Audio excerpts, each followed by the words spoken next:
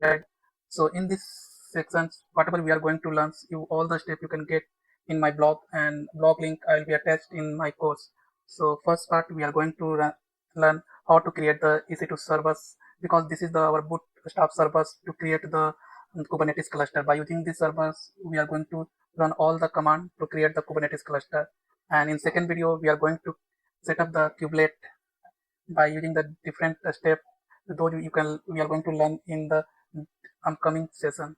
In the third video, we are going to learn how to set up the eksctls, and in third sessions we are going to learn how to create the IAM role and going to attach this EC2 servers. Then next one we are going to learn how to install AWS CLI and how to configure it.